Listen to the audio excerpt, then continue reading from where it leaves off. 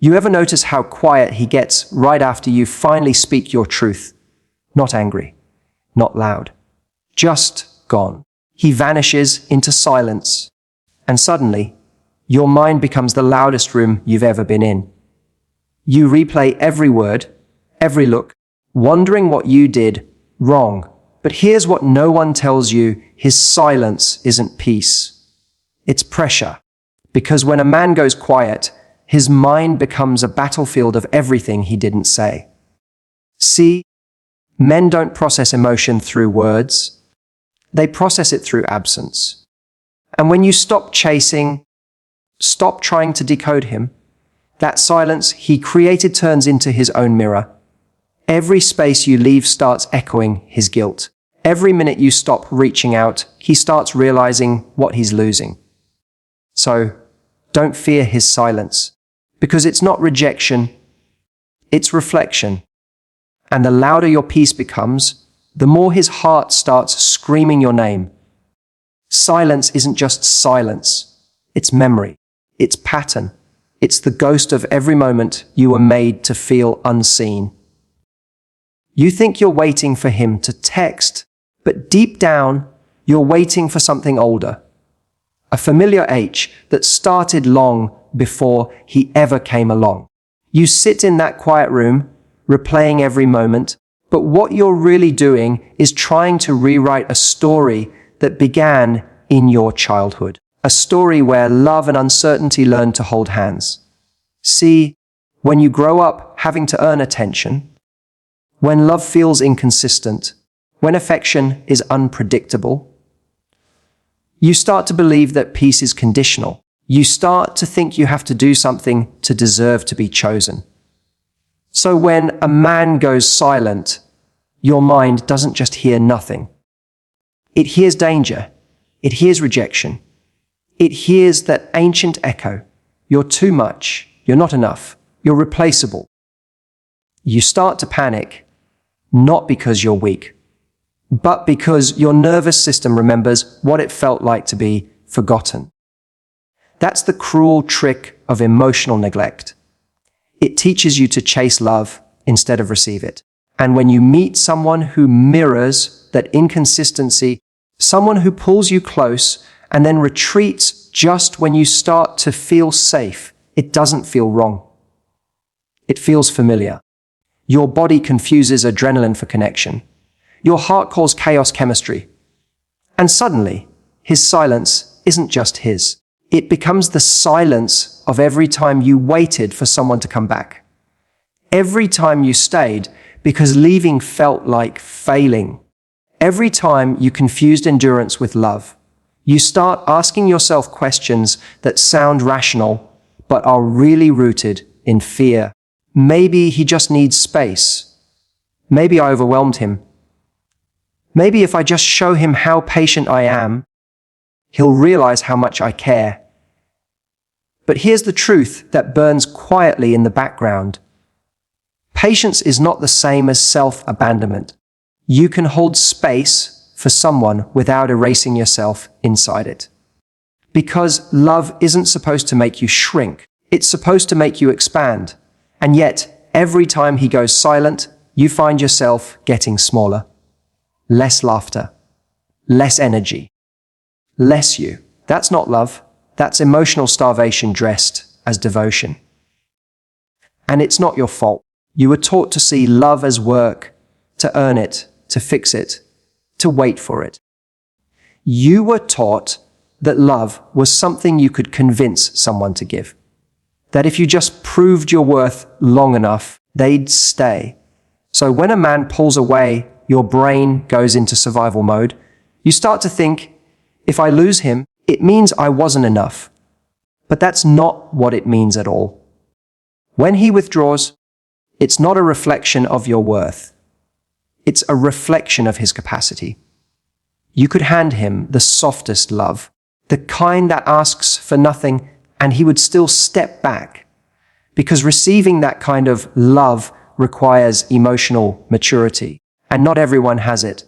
Some men confuse calm for boredom, stability for loss of excitement, and depth for danger. because it demands vulnerability. They don't know how to stay when love gets real. And here's the paradox. The more you try to prove yourself to a man who fears intimacy, the more he withdraws. Not because you're wrong, but because your openness exposes his avoidance. His silence is not punishment. It's protection from himself. He's running from the reflection your love gives him. Because for the first time, someone saw all of him. The boy who was told not to cry. The man who hides behind detachment. The part of him that wants love, but doesn't know how to stay soft inside it. So he retreats, not because he doesn't care, but because caring costs him control. And for men who equate control with strength, that's terrifying. Meanwhile, you internalize his absence as failure. You turn inward, wondering what more you could have done. But what if that silence was never meant to be decoded, only respected? Because the truth is, silence isn't always avoidance. Sometimes it's exposure. It reveals the gap between what you give and what you receive. It shows you the imbalance between effort and reciprocity. It reminds you where you've been abandoning yourself for the illusion of connection. And that realization, painful as it is the start of emotional freedom. Because the moment you stop trying to fix someone's silence, you start hearing your own voice again. That voice that says, I deserve consistency. I deserve peace. I deserve to be chosen without convincing. It's not arrogance. It's alignment. You see, silence can feel like rejection, but sometimes it's redirection, a divine intervention pulling you back toward yourself. Because chasing silence never brings peace. It just teaches you how to perform love instead of experience it. And performing love is the loneliest kind of exhaustion. You end up living in emotional limbo, half hope, half heartbreak, waiting for a message that might never come, while your soul quietly begs you to stop mistaking his indecision for destiny. That's the real wound. Not that he left, but that you stayed in waiting mode for someone who was never emotionally ready to meet you. And it hurts because you loved him honestly. You saw potential. You felt connection. You believed the good parts meant something real. But love without emotional availability is like a song that never resolves. It builds tension, promises release, but never lands. You keep waiting for the harmony, but all you get is static. And the silence in between becomes unbearable, not because it's empty, but because it's full of everything unspoken. Still, that's where the healing begins. In that quiet space between wanting and letting go. Between craving his validation and realizing you don't need it. Because healing isn't forgetting him. It's remembering you. The version of you who existed before the waiting, before the wondering, before the noise of his silence drowned out your own intuition. That's who you're finding again. And maybe that's what this silence is for. Not punishment, not rejection, but initiation. A doorway into your own strength. An invitation to stop chasing the echo of someone who was never ready to meet you in truth. And yes, it hurts. Because detachment feels like death when you've built your identity around connection. But every ending that begins in silence carries the seed of rebirth. Because when you finally stop fighting the quiet, you realize that peace doesn't mean he comes back. It means you do. There comes a morning that doesn't hurt anymore. It doesn't announce itself with fireworks or grand closure. It comes quietly, like a soft breath after months of holding it in. She wakes up, sunlight tracing the edges of her curtains. And for the first time in forever, her first thought isn't him. It's herself. The girl who survived the unanswered messages. The woman who learned that silence wasn't punishment. It was protection. She sits up, letting the light touch her face, and she realizes something sacred healing never arrives with the apology you were waiting for. It comes when your soul whispers, "You're safe now." There was a time she would replay every word he didn't say. She would drown in what ifs, convinced that her worth lived somewhere between his presence and his absence. But one night, the kind that cracks open the heart just enough for truth to seep in, she understood it wasn't him that was silent, it was me. Silenced by my own fear of not being enough. And that's when the shift began. Forgiveness didn't come wrapped in romance. It didn't mean excusing what hurt her. It meant releasing the need to be chosen by someone who never truly saw her. Because real peace isn't loud. It's the quiet decision to stop explaining your worth to someone who's already shown they can't hear it. She goes for a walk that morning. The world feels new, though it's the same street she's walked 100 times. But this time, she notices the rhythm of her steps, the way her heartbeat no longer races at the thought of his name, the way the air feels lighter, as if it's carrying something back to her that she'd forgotten herself.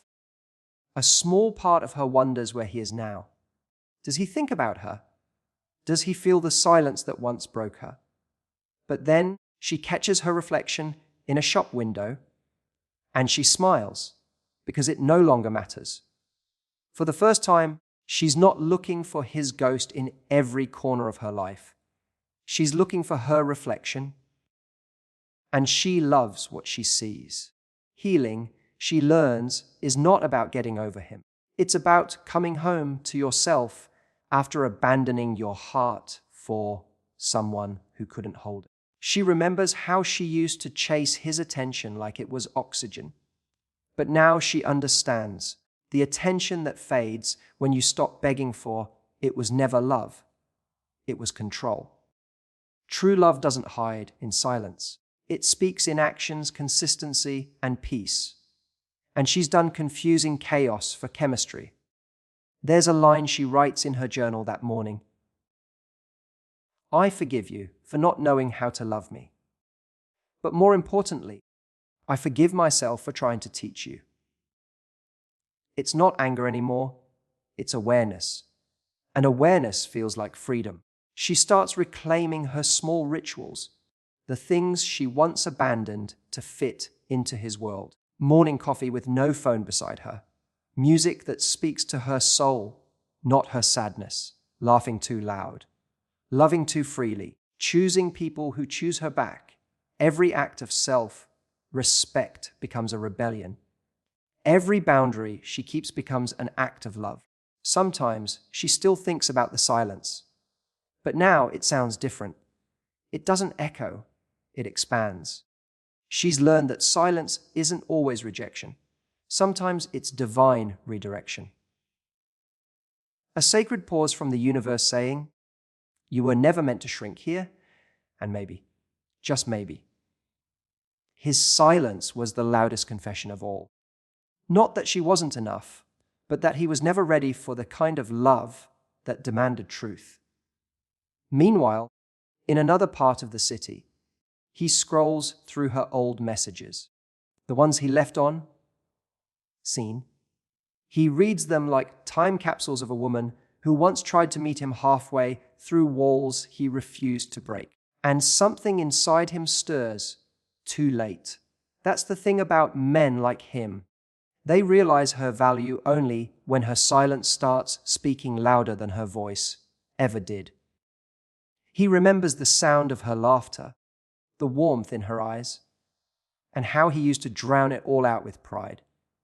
Now, the silence he created has become a mirror, and in that mirror, he sees the emptiness he built, but she's not there anymore. She's already gone. Not in anger, but in evolution. That's her new kind of love peace. The kind that doesn't demand to be understood, the kind that walks away gracefully and never looks back. She's no longer the woman who texts first, No longer the woman who overexplains, overgives, or overfeels just to be half loved. Now, she's the woman who knows that silence can be a full sentence. One that says, I'm done explaining my worth. Forgiveness, she realizes, isn't about him. It's about releasing her heart from the war she kept fighting long after the battle was over. She forgives the version of herself that begged for love from someone emotionally unavailable. She forgives herself for mistaking loneliness for connection. She forgives herself for all the times she thought his silence meant she had to speak louder. Now, she knows sometimes the most powerful response is quiet, because peace doesn't argue. She looks out the window as the sun sets, painting the sky in gold, and for a moment, she feels it. The stillness that used to scare her now feels sacred. That's the difference between loneliness and solitude. One is the absence of someone else. The other is the presence of yourself. And she's never been more present. Fade to a quiet evening.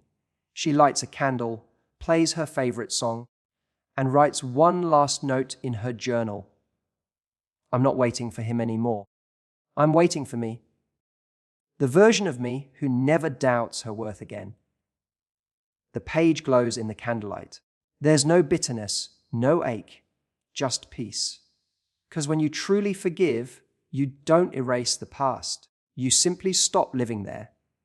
And as the flame flickers, she smiles, because she finally understands. When he went silent, it wasn't the end. It was the beginning of her finding her own voice. There's a moment in every woman's life when she realizes that her silence is not emptiness. It's evolution. That quiet doesn't mean she's lost her voice. It means she's finally learning which echoes are worth answering.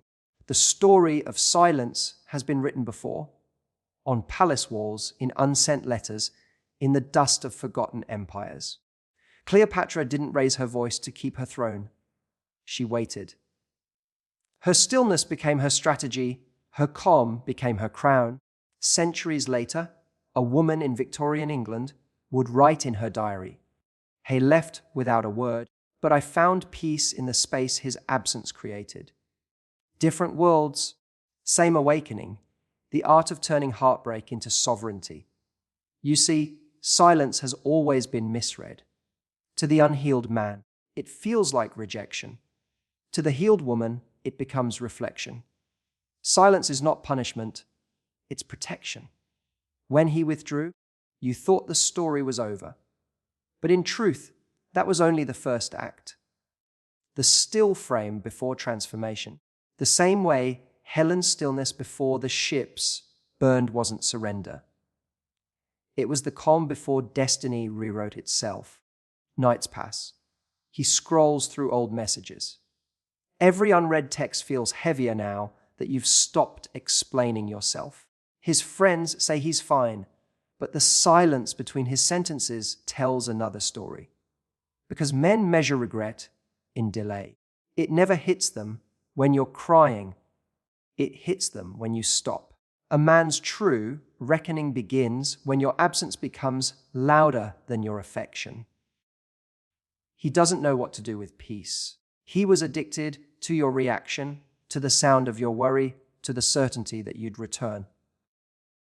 Now, there's only stillness, and in that stillness, his reflection screams.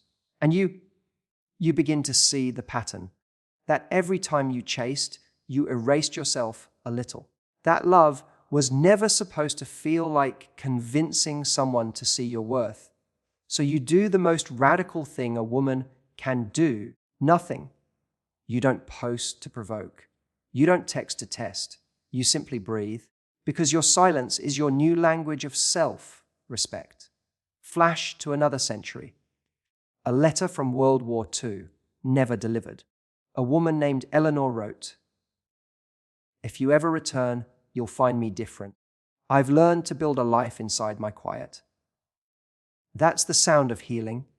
Not noise, not revenge, but quiet reconstruction. You start to understand what the philosophers meant by detachment, not coldness, but clarity.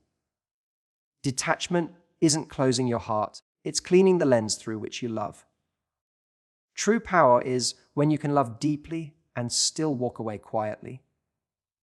In this light, forgiveness arrives naturally, not because he deserves it, but because you deserve peace. You realize that holding anger keeps you bound to a story that no longer serves you.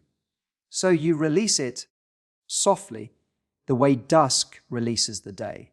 Forgiveness doesn't mean forgetting. It means remembering without pain. You remember the lessons that silence taught you boundaries. That absence revealed alignment. That heartbreak became initiation. Now you can look back without trembling. You can speak his name without bitterness. Because you finally see that his silence was never your rejection, it was his reflection. And him, he's still scrolling, still searching for the sound of you. He doesn't realize that the version of you he once knew no longer exists. She evolved in the quiet. She built peace from fragments. She became the woman he can no longer reach. The irony of silence is that it teaches the loudest lesson. When you stop needing to be heard, you finally start being seen. Fade to a quiet morning. She sits by the window, sunlight spilling over her hands. No music, no message, no noise. Just calm. For the first time, the quiet feels like home. She smiles. Not because she got closure from him, but because she finally gave it to herself. And somewhere, far away, a man hears that silence and realizes it was never empty at all. It was saying everything he refused to hear. Your silence was never the end of love. It was the beginning of wisdom,